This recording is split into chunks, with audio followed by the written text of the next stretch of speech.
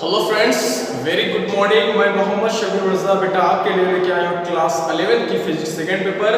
जैसे कि हम जानते हैं कि यहाँ पे लेसन 2 चल रहा था आपका बेटा तरल दाब, ठीक है ना। ये आपका लेसन 2 तरल दाब चल रहा था और बहुत सारे वीडियो हमने डाल दिया है बेटा, आप जाके देख लीजिएगा। और ध्यान दें यहाँ पे आज जो वीडियो डाली बेटा ये वीडियो नंबर 11 रहेगी। प्ले लिस्ट में आप जाइएगा, सीरियल से सारी वीडियो डाली गई है, आपको वहाँ पे जाइएगा, वहाँ पे मिल जाएगी, ठीक है बेटा। STD 007 इस चैनल पर आप जाइएगा बेटा, प्ले लिस्ट खोलिएगा, उसमें से सीरियल वाइज से सारी वीडियो पड़ी हुई है। क्लास 11 की फिजिक्स, केमिस्ट्री, मैथ, बायोलॉजी जो भी आप चाहते हो वहाँ पे जाके देख लीजिए, मिल जाएगी, ठीक है ना। धीरे धीरे सारी वीडियो अपलोडेड करी जा रही है। तो बेटा फिजिक्स सेकंड जो आपका चल रहा है लेसन 2 तरल दाब, इसमें बहुत सारी हेडिंग हमने पढ़ा दिया है और पिछले वाले लेक्चर में बताया था।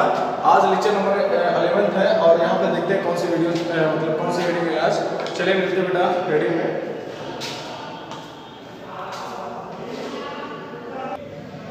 चलिए बेटा ध्यान दें, आज की पहली हेडिंग है पास्कल के नियम का प्रायोगिक सत्यापन, experimental verification of Pascal's law.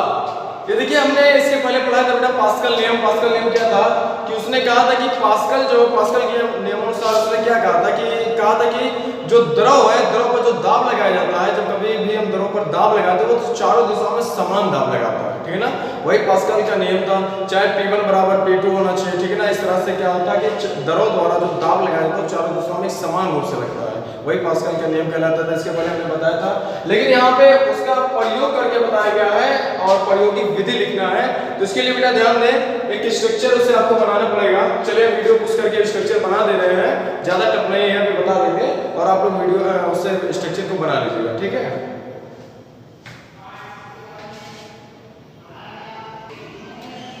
चलिए बेटा ध्यान दें, यहाँ पे ये एक गोल बर्तन है जिसके अंदर बेटा असंपीडित द्रव भरा रहता है। कौन सा द्रव? असंपीडित।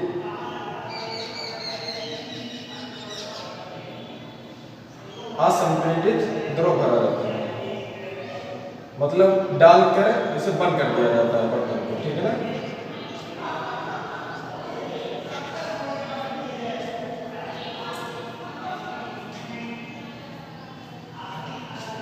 ठीक बेटा, तो एक गोल बर्तन के अंदर एक गोलाकार बर्तन है जिसके अंदर असंपीडित द्रव भर दिया जाता है, ठीक है ना।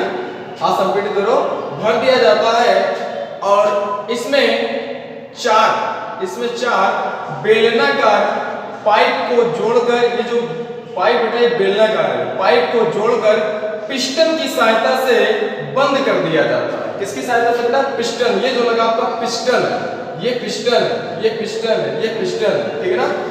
और पाइप ये है आपकी, दूसरी पाइप ये, तीसरी पाइप ये, चौथी पाइप ये है, ठीक है ना। तो समझ में आया? एक गोलाकार बर्तन में असंपीडित द्रव को भरकर चार बेलनाकार पाइप लगाकर पिस्टन की सहायता से बंद कर दिया जाता है, ठीक है ना। पिस्टन की सहायता से बंद कर दिया जाता है। इस पाइप का यानी इन पाइपों का क्षेत्रफल क्रमशः small a, small 2a, small 3a तथा स्मॉल a/2 है, ठीक है। और जो पिस्टन लगाया गया है उसका जो बिंदु बेटा A, B, C, D ये बिंदु दिया है, ठीक है ना। तथा लगाए गए पिस्टन क्रमशः A, B, C तथा D है। यहाँ तक लिख जाइएगा।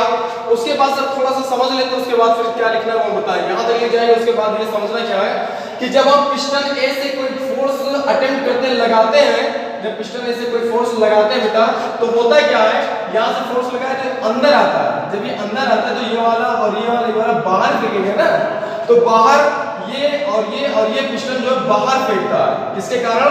बिंदु A के कारण। जब हम बिंदु A जो पिस्टन है, पिस्टन के ऊपर जब हम बल आरोपित करते हैं तो ये क्या करता है, ये दाब डालता है। किस पर दाब डालता है? बिंदु B पर, बिंदु C पर, बिंदु D पर दाब डालता है और ये बाहर निकलना चाहते हैं, ठीक है ना। ये बाहर निकलना चाहते हैं, इनको बाहर नहीं निकलने देने के लिए इन पर जो बल लगाया जाता है क्रमशः बिंदु B, बिंदु C, बिंदु D पर, वो 2F, 3F और 4F और F/2 ये बल लगा दिया जाता है, जिसके कारण ये बाहर नहीं निकल पाते हैं। ठीक है ना बेटा? देखिए होता क्या है कि जब हम पिस्टन ए पर बल आरोपित करते हैं तो ये वाला बाहर जाने लगता है, ये वाला और ये वाला बाहर जाने लगता है। ठीक है ना?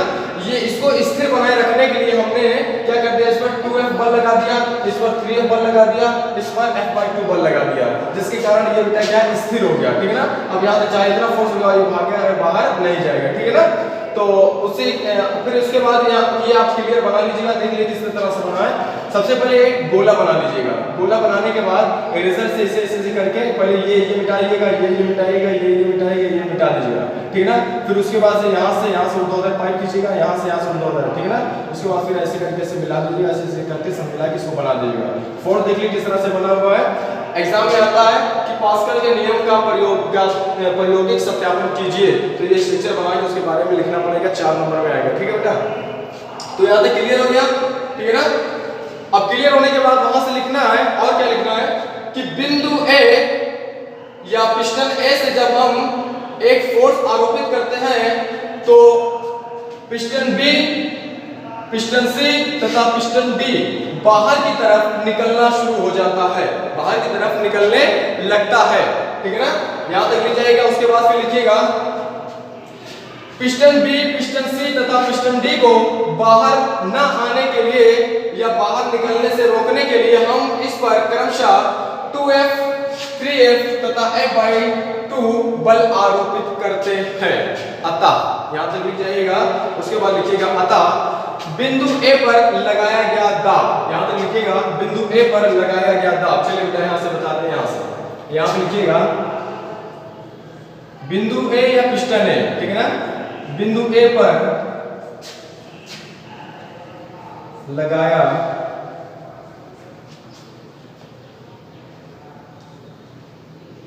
गया दाब, लगाया गया दाब P बराबर क्या था, बल बटा क्षेत्रफल होता है। तो बल आपका F है, क्षेत्रफल कितना बेटा आपका स्मॉल है। ठीक है ना? लगाया गया दाब ये होगा। ठीक है ना? किस पर? बिंदु ए पर। सेम उसी तरह से इस पर दाब लगेगा, सेम उसी तरह से इस पर लगेगा, सेम उसी तरह से इस पर लगेगा। बिंदु ए पर लगाया गया दाब और उसके बाद लिखेंगे यहाँ पे बिंदु बी पर लगाया गया दाब। P बराबर बल बटा क्षेत्रफल, उसके लिए बल कितना बेटा 2F है, तो 2F डाल दिया गया। क्षेत्रफल कितना है इसके लिए 2A है, तो 2A डाल दिया गया। 2 से 2 कैंसिल, आगे कितना F/A। A के लिए निकल आया, B के निकल आया। ठीक है ना? अब C के लिए निकाल लिया जाए। बिंदु C पर लगाया गया दाब P बराबर क्या हो जाएगा, बिंदु C पर 3A है बेटा और 3F रहेगा। बल कितना है 3F/3A। 3 से 3 कैंसिल, कितना हो गया बेटा F/A। ठीक है ना? बिंदु C के लिए हो गया। अब बिंदु B के लिए निकाल लिया जाए। बिंदु D पर लगाया गया दाब P बराबर क्या हो जाएगा बेटा, बल बटा क्षेत्रफल होता है ना, तो बल कितना आपका, बल आपका है F/2, क्षेत्रफल कितना है A/2। ठीक है ना? क्लियर? अब हमने बताया था इसका गुणा इसमें होता है, इसका गुणा इसमें होता है। ठीक है ना? तो इसका गुणा इसमें करेंगे तो क्या हो जाएगा बेटा 2F हो जाएगा और बटे में हो जाएगा। इसका गुणा इसमें करेंगे तो 2A हो जाएगा। 2 से 2 कैंसिल, कितना आ गया F/A। कुछ दिखाई दे रहा है बेटा? बिंदु A पर भी बल जो कार्य कर रहा है F/A, बिंदु B पर भी कार्य कर रहा है जो F/A, बिंदु C और बिंदु D पर भी वही कार्य कर रहा है F/A। इसका मतलब क्या है कि ये जो सत्यापन है, सत्यापन हो चुका है किसका, कि ये पास्कल का नियम का प्रयोग कर रहा है। इसका मतलब क्या है कि संपीड़ित द्रव द्वारा या द्रव चारों दिशाओं में जो बल जो दाब आरोपित करता है वो एक समान दाब आरोपित करता है। ठीक है ना? अतः ये पास्कल का नियम का सत्यापन है। यहाँ तक लिख जाएगा। ठीक है ना? ये पूरा लिखने के बाद देख लीजिएगा, यहाँ पे लिखिएगा बिंदु A, बिंदु B, बिंदु C तथा बिंदु D पर आरोपित दाब एक समान है, अतः यह पास्कल का नियम का प्रयोग कर रहा है। ठीक है ना बेटा? यहाँ तक मिल जाएगा। इसे क्लियर कर लीजिए। और अगर से नहीं समझ आया बेटा तो आप कमेंट्स में करिएगा। यहाँ तक हो गया। आपको जो हम बोले हैं वही को लिखना है। ये स्ट्रक्चर बना के लिख जाइएगा और उसके बाद ये 1 2 3 4 पॉइंट लिखिएगा। उसके बाद ये लिखिएगा जो थोड़ा सा भी बोला, उसके बाद उसे लिख जाइएगा। ठीक है ना? चलिए मिलते हैं नेक्स्ट सेटिंग में बेटा।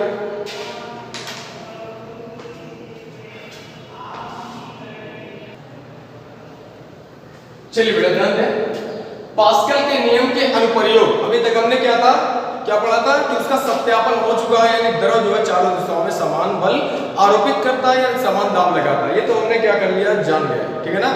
अब जान के तो उसका इस्तेमाल भी देख लेते ना, इसका इस्तेमाल कहाँ किया जाता है। पास्कल जो होता है, जो पास्कल ने नियम दिया है, उसका इस्तेमाल किस किस जगह होता है, क्या होता है, ठीक है ना। तो इसी से हम देखते हैं कहाँ पे होता है। चलिए ठीक है, हेडिंग डाल लीजिएगा, पास्कल के नियम के अनुप्रयोग, application of Pascal's law.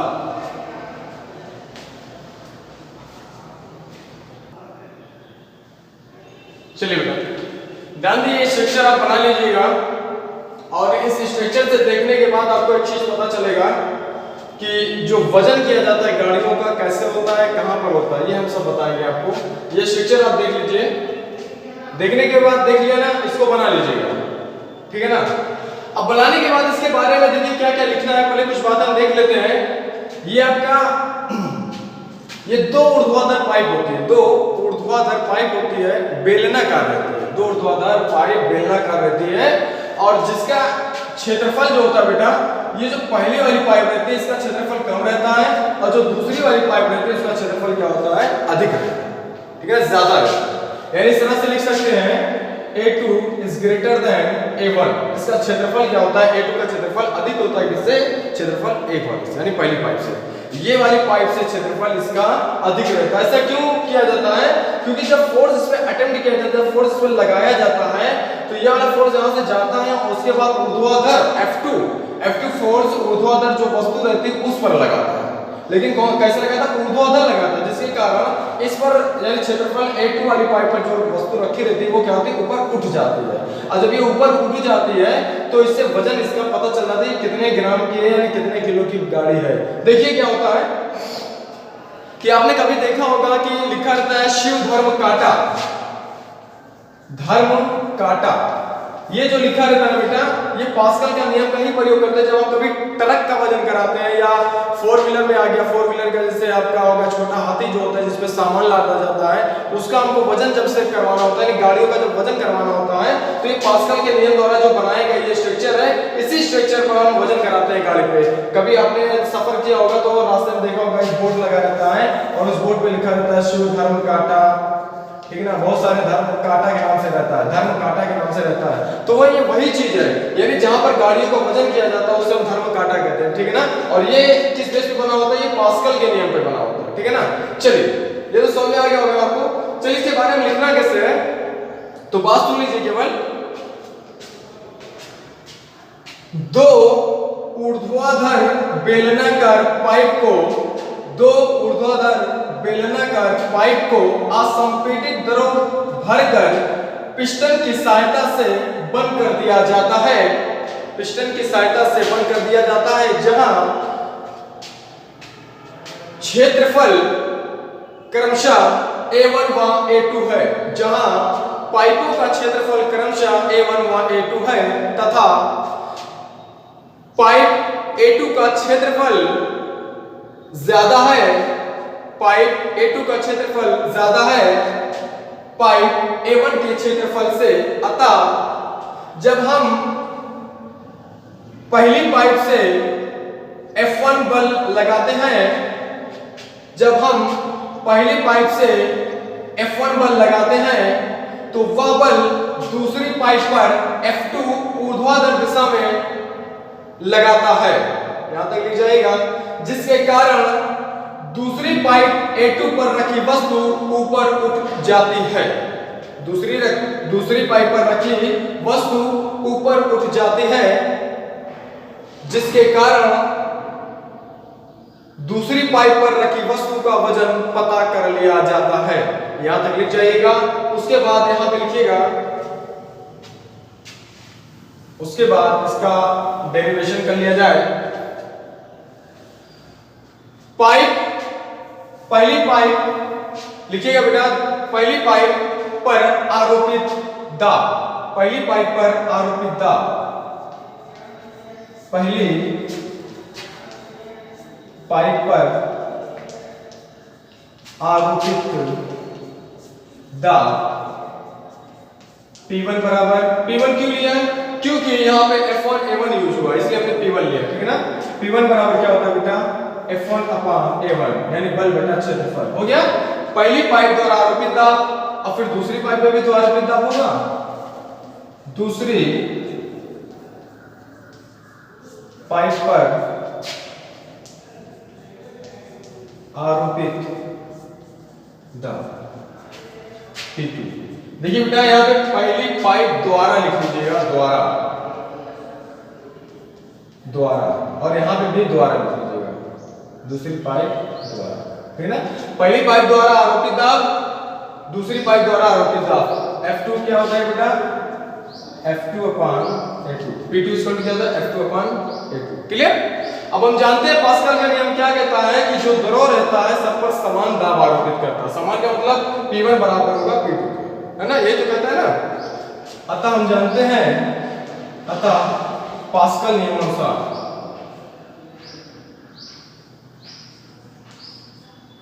Pascal नियम से लिख लीजिए बेटा P1 बराबर P2, ठीक है ना। पास्कल नियम से P1 बराबर P2 होता है, तो P1 का मान रखिए, P2 का मान रखिए। तो P1 का मान क्या है बेटा? F1 अपॉन A1 है। P2 का मान क्या है? F2 upon A1। हमको वजन किसका निकालना है? F2 का, तो F2 को यहीं पे रहे तो F2 बराबर क्या हो जाएगा? देखो F2 को हमने यहीं पे रोका, तो F2 बराबर हो जाएगा, ये भाग में तो इधर आएगा, गुणे में हो जाएगा, यानी ये इधर आएगा तो यहाँ पे हो जाएगा। ये देखिए केवल यहाँ पे ये लाना 1, ये 2 बेटा, सॉरी ये 2, तो यहाँ पे 2 हो जाएगा। बस F2 बराबर इतना हो जाएगा। तो यही चीज हमको यहाँ पे लिखना है कि F2 बराबर क्या हो जाएगा? हो जाएगा A2 गुणे F1 अपॉन A1। इसको बना के यहाँ पे से डाल दीजिएगा और लिखिएगा F2 is greater than F1, ऐसे लिख जाएंगे। ये आपका हंस प्रूव हो गया, ठीक है ना बेटा। कोई दिक्कत नहीं हुई आपको समझने में, एकदम आसानी से आपको समझ में आ गया। इसका यूज कहाँ पे होता है ये भी पता चल गया। स्ट्रक्चर बना के जो हमने बोला उसको आप लिख जाएंगे और ये लिख जाएंगे, ठीक है। मिलते हैं बेटा आपसे नेक्स्ट मीटिंग में।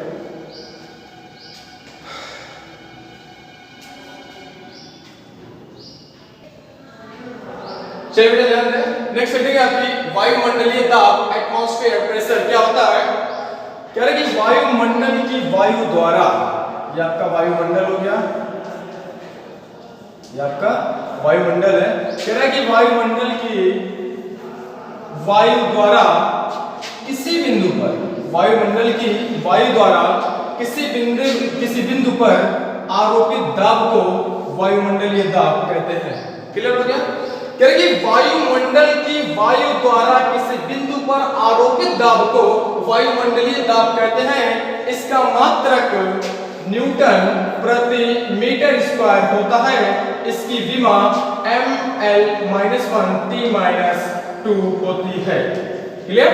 आप लिख जाएगा, हेडिंग डालिएगा वायुमंडलीय दाब, उसमें लिखिएगा वायुमंडल की आप परिभाषा लिख जाइएगा, उसके बाद लिखिएगा इसका मात्रक न्यूटन प्रति मीटर स्क्वायर होता है तथा विमा ml-1t-2 होती है। क्लियर हो गया? और एक वायुमंडलीय दाब बराबर एक वायुमंडलीय दाब बराबर होता है 10⁵5। इसको याद रखिएगा, 10⁵5 न्यूटन प्रति मीटर स्क्वायर। ये बहुत ही इंपॉर्टेंट है बेटा, इसको याद रखिएगा, क्योंकि इसके बाद हम जो वीडियो बनाएंगे उसमें केवल आपका न्यूमेरिकल रहेगा। सवाल लिखेंगे और क्वेश्चन लिखेंगे, उसका आंसर हम लिख भी देंगे, ठीक ना। सारी चीज हमें पढ़ाई जाएगी, आपको ध्यान देना ये है कि कैसे पढ़ाया जा रहा है, ठीक है। एक वायुमंडलीय दाब बराबर 10⁵5 न्यूटन प्रति मीटर स्क्वायर होता है। इसको नोट कर जाइए। मिलते हैं आपसे नेक्स्ट सेटिंग में।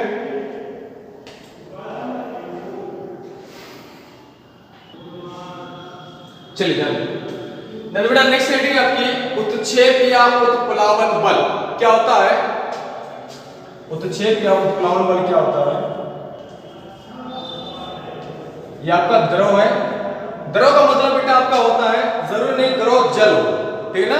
द्रव का मतलब होता है जो भी क्या होता है, जो विसरित हो सकता है उसे क्या कहते हैं? द्रव कहते हैं, ठीक है ना। फैल सकता है। जैसे आपका वायु भी तो जो वायु है, वायु को जब हम कंप्रेस करते हैं, संपीड़ित करते हैं, तो वो भी द्रव अवस्था में आ जाता है, ठीक है ना। कह रहा है कि जब किसी द्रव में किसी वस्तु को डुबोया जाता है, कह रहा है कि जब किसी द्रव में किसी वस्तु को डुबोया जाता है तो उस वस्तु पर द्रव की तरफ से, किसकी तरफ से? द्रव यानी पानी की तरफ से एक ऊर्ध्वाधर दिशा में एक बल आरोपित होता है, एक बल आरोपित होता है जिसे हम उत्क्षेप या उत्प्लावन बल कहते हैं। उत्क्षेप या उत्प्लावन बल। क्लियर हो गया? फिर से ध्यान दें, कह रहे कि जब किसी द्रव में किसी वस्तु को डुबोया जाता है तो वस्तु पर द्रव की तरफ से ऊर्ध्वाधर दिशा में यानी लंबवत ऊर्ध्वाधर दिशा में एक बल आरोपित होता है जिसे हम उत्प्लावन या उत्क्षेप बल कहते हैं। क्लियर हो गया बेटा? आप आवाज सुनिएगा और लिख जाइएगा, हेडिंग डालिएगा उसके लिख जाइएगा। मिलते हैं बेटा आज से नेक्स्ट हेडिंग में।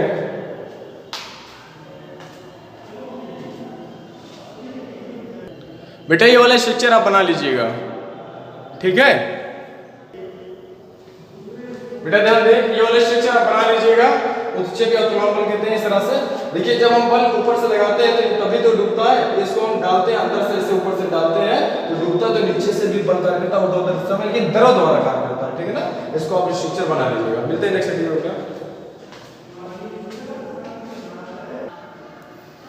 चलिए बेटा ध्यान दें, देखिए बेटा वीडियो पुश करके हम ये स्ट्रक्चर बनाते हैं इसलिए ताकि आपका टाइम ज़्यादा ना लगे, ठीक है ना? और वीडियो ज़्यादा लंबी ना हो, ठीक है ना? तो आप लोग टेंशन ना लीजिएगा।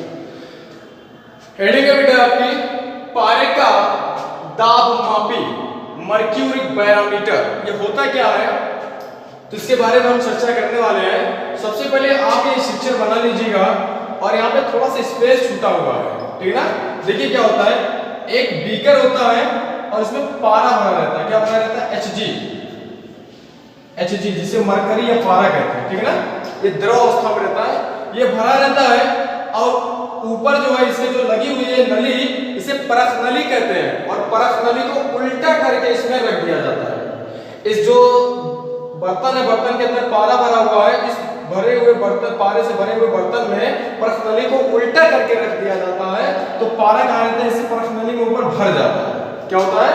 भर जाता है, जिसके कारण क्या होता है, ये एक पारा स्तंभ बना लेता है। जैसे हमने बताया था द्रव स्तंभ, जब हम किसी द्रव में क्या होता था, एक सिलेंडर को डुबोते थे, बेलन को हम डुबोते थे, वस्तु धातु को हम डुबोते थे तो उसके चारों तरफ क्या होता था, पानी की लेयर बन जाती थी जिससे हम द्रव स्तंभ कहते थे। सेम उसी तरह से जब ये परख नली इसमें डाली जाती तो पारा जब ऊपर चढ़ जाता है इसके, तो यही क्या कहलाता है? आपका पारा स्तंभ कहलाता है, ठीक है ना? और जिसकी ऊंचाई हमने h माना है, ठीक है ना? चलिए देखिए आपको लिखना कैसे है, ध्यान रखना। और जो यहाँ पे खाली स्पेस है ना, इस खाली स्पेस में पारा वाष्प भरा रहता है। कौन सा वाष्प? पारा वाष्प। पारा वाष्प, इसमें क्या भरा रहता है बेटा? पारा वाष्प भरा रहता है जिसे हम टारिसेली निर्वात कहते हैं, ठीक है ना? और यहाँ पे चलिए देखिए कैसे, किस तरह से इसको डिनोट करना है, लिखना, क्या निकालना है हमें इसमें, ठीक है ना? इसका उपयोग भी बताएंगे कहां पे होता है बेटा। चलिए ध्यान दें, पारे स्तंभ का तापमापी एक यंत्र है, ठीक है ना, जिसका आविष्कार किया गया है। तो आप ये हेडिंग डालिएगा, उसके बाद लिखिएगा कि सन 1643 ईस्वी में इटली वैज्ञानिक एवेंजेलिस्टा टारिसेली ने पारे का तापमापी यंत्र का आविष्कार किया, ठीक है? फिर से सुन लीजिए कि सन 1643 ईस्वी में इटली वैज्ञानिक एवेंजेलिस्टा टारिसेली ने पारे का तापमापी यंत्र का आविष्कार किया। यहां तक हो जाएगा, ठीक है? एक बर्तन में पारे को भर दिया, एक बर्तन में, ऐसे आपको लिखना है, आपको इस तरह से लिखना है, ध्यान दें। यहां तक हो जाएगा। उसके बाद अब उसके आगे कैसे लिखना है ये ध्यान दें। पारे से भरा हुआ एक बर्तन है, पारे से भरा हुआ एक बर्तन है जिसमें ऊर्ध्वाधर एक परख नली को उल्टा करके रख दिया जाता है, जिसके कारण परख नली में पारा ऊपर तक भर जाता है तथा एक पारा स्तंभ का निर्माण होता है। परख नली के एकदम ऊपरी सिरे पर खाली स्थान पाया जाता है जहां पर पारा वाष्प रहता है, जिसे टारिसेली निर्वात कहते हैं। यहां तक लिख जाइएगा। और उसके बाद क्या क्या लिखना है यहाँ पे ध्यान देना।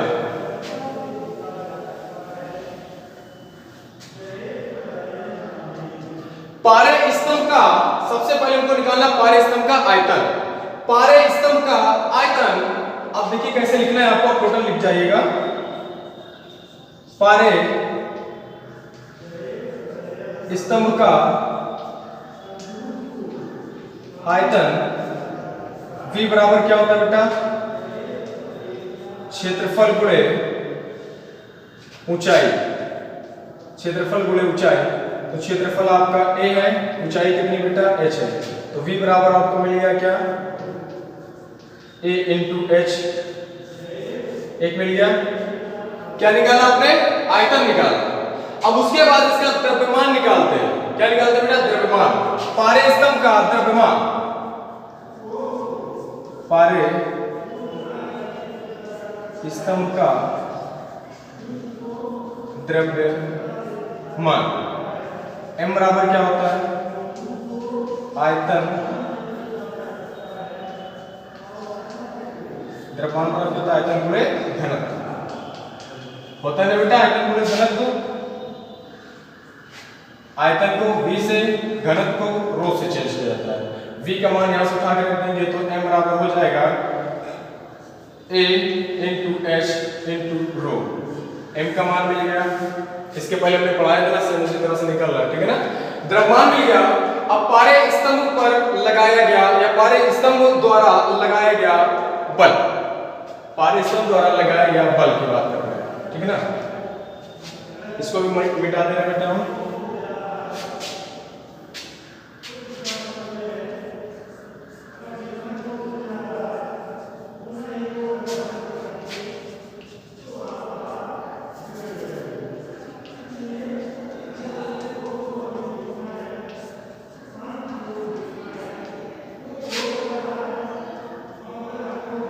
बल बराबर क्या था, द्रव्यमान गुणे त्वरण होता है बेटा।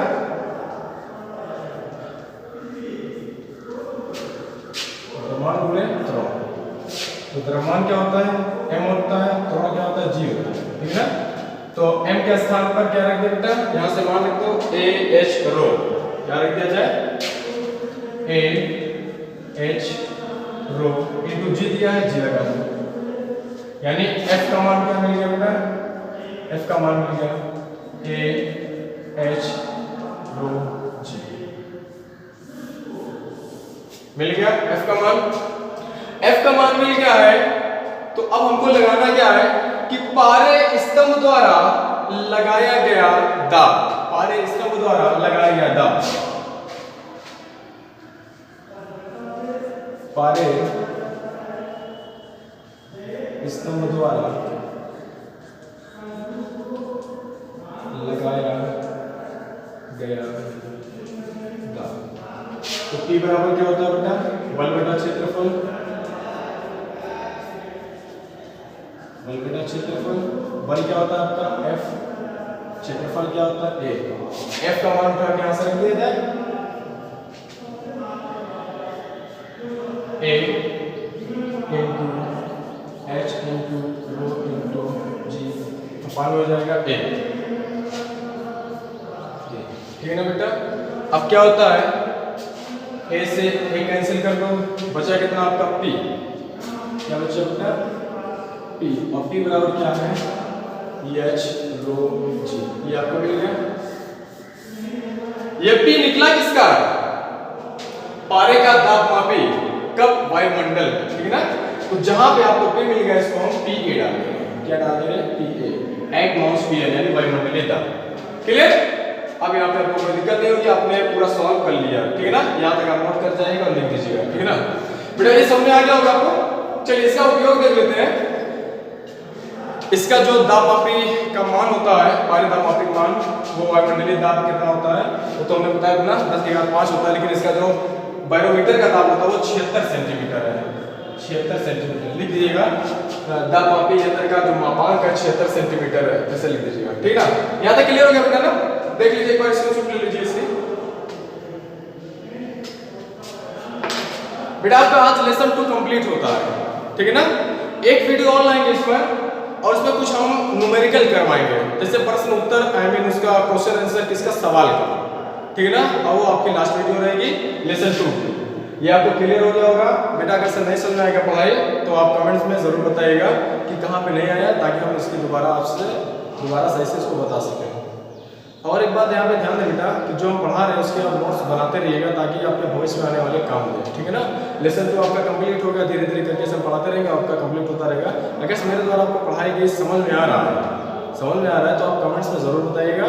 अगर से नहीं आ रहा तो भी बताइएगा, और लाइक सब्सक्राइब कर दिएगा। मेरा एक यूट्यूब चैनल है स्टडी 007, उस पर जाइएगा, आपको मैथ फिजिक्स केमिस्ट्री बायोलॉजी सब मिल जाएगा, ठीक है बेटा। चलिए मिलते हैं आपसे नेक्स्ट वीडियो, तब तक के लिए धन्यवाद, थैंक यू।